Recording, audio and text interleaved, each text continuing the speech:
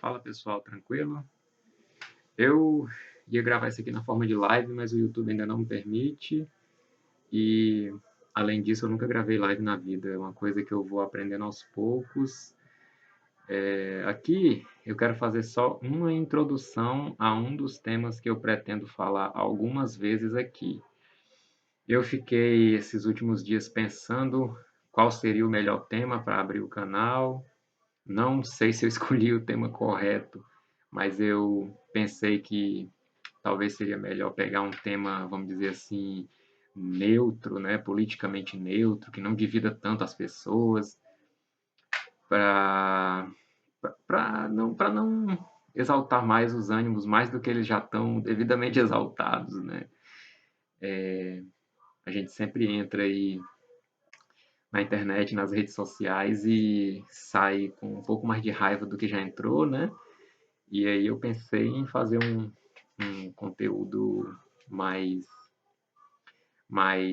café com leite, né? Mais pão com ovo, uma coisa mais neutra, assim, que não alimente tanto as paixões, os amores e os ódios, né?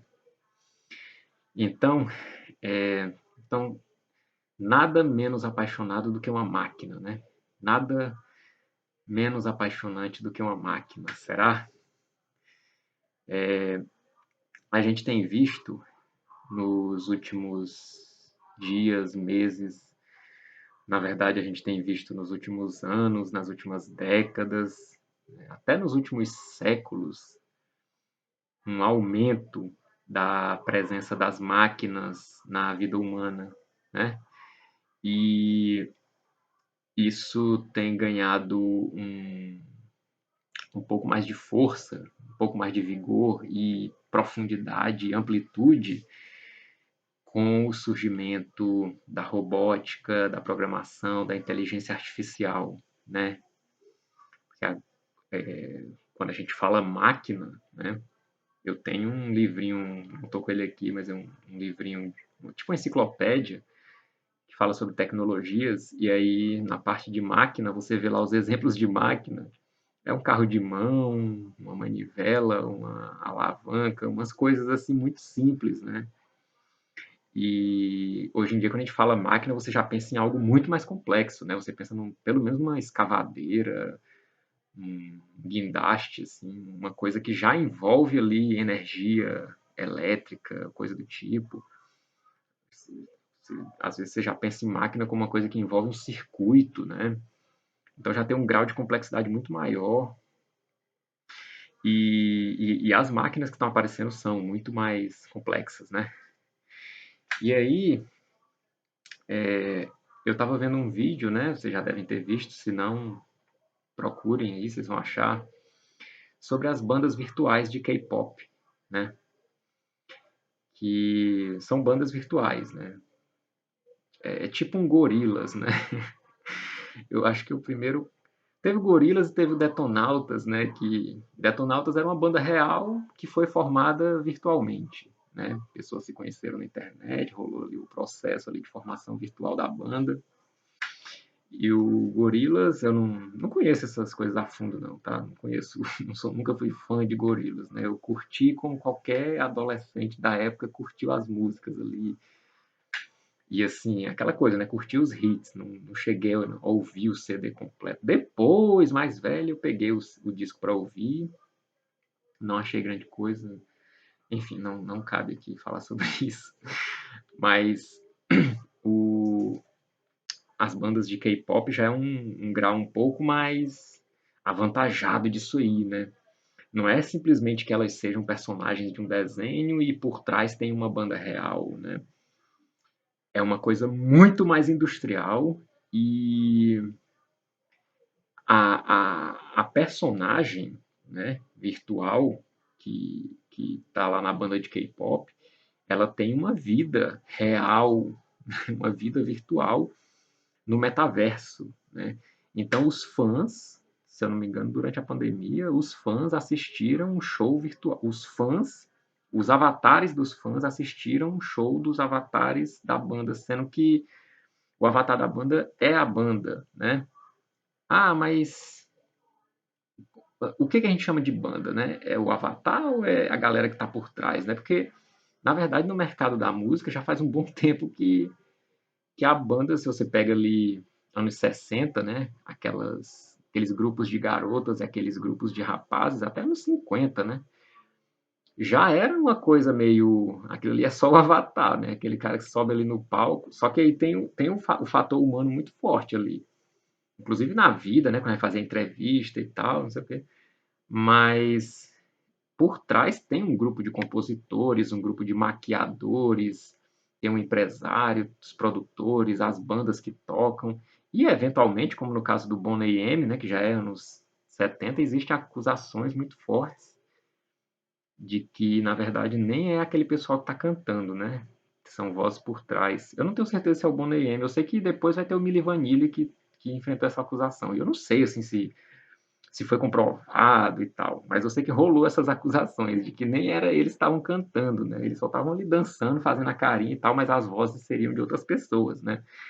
Então, assim, tem um histórico já antigo dessa coisa de que você está ali curtindo uma coisa que não é bem o não é quem está aparecendo não é realmente quem está fazendo a coisa acontecer, né?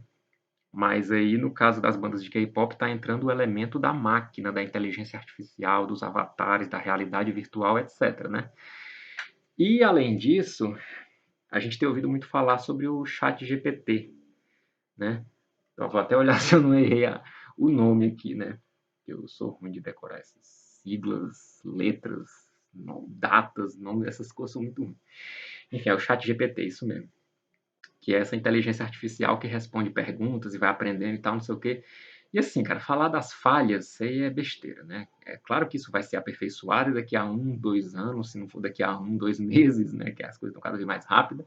O negócio deve estar aí a todo vapor, né? Olha a gíria, né? A todo vapor, no tempo que vapor significava velocidade, né? 100 e poucos anos atrás, hoje em dia, falar em vapor é quase crime, né?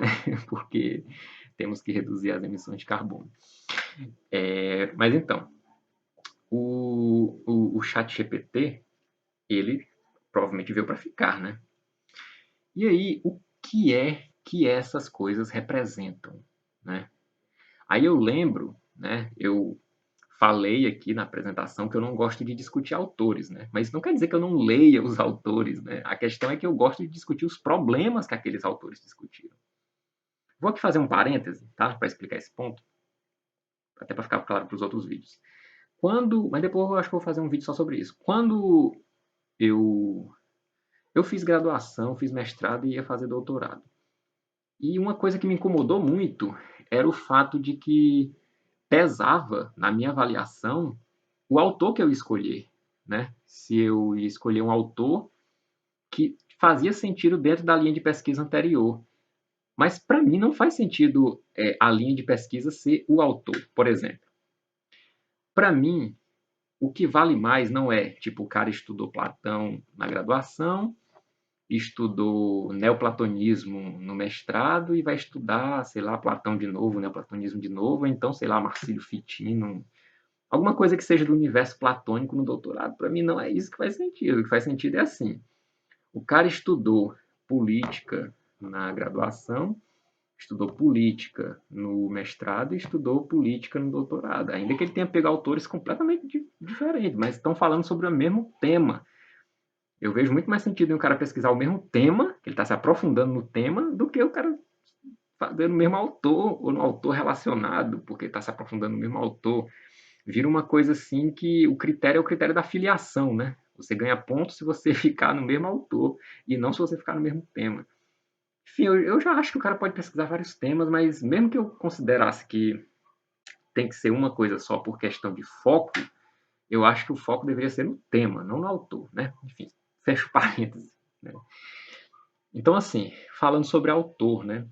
Eu estudei Walter Benjamin, e o Walter Benjamin, ele pesquisa, uma das coisas que ele pesquisou no tempo dele foi o impacto da fotografia e do cinema na cultura, na sociedade, na economia, enfim, no modo como o ser humano enxergava o mundo, se relacionava com esse mundo, né? E eu tô sentindo que é uma nova fotografia, um novo cinema, sabe? a internet já foi isso, né? Mas agora a inteligência artificial está sendo um pouco isso de novo, né? Tanto que está surgindo muito essa questão com a arte, né? O cara escreveu um livro aí com o ChatGPT e eu lembro que, eu não vou lembrar o nome, né? Mas eu lembro que tinha pessoas que tiravam fotografia e pintavam um quadro usando a fotografia, né? E aí isso acabou desbancando a ideia de pintura como imitação do real, a arte como imitação do real. Por quê? Porque a fotografia imita muito melhor, né? Depois aparecem os aparelhos de a reprodutividade técnica, né? Os aparelhos que reproduzem os sons, as imagens, tudo da natureza, né? O cinema aí reproduzindo perfeitamente o que acontece e tal. E eu lembro também do, se eu não me engano, foi o Holger Tjukai, do Can, da banda Can, banda alemã, que ele gravou, não sei se foi um solo de guitarra, alguma coisa, ele gravou numa velocidade e ele acelerou, e aí ficou bem rápido o solo, né? Dragon Force, né? Dream Theater, tocando muito rápido, mas é porque ele acelerou lá, né? Ele usou uma técnica eletrônica para acelerar o solo, e a galera criticou e tal, mas é a tecnologia, né, filho? A tecnologia ela faz isso com a arte acaba tendo que se adaptar, né? Eu nem acho que seja esse o grande problema da arte hoje em dia, né? Da arte contemporânea e tal, da arte pop e tal. Acho que o problema é falta de cuidado com a humanidade, que é o problema de tudo, né? Assim, é o descuido que a gente tem com o nosso lado espiritual, com os valores, né? O belo, o bom, o verdadeiro.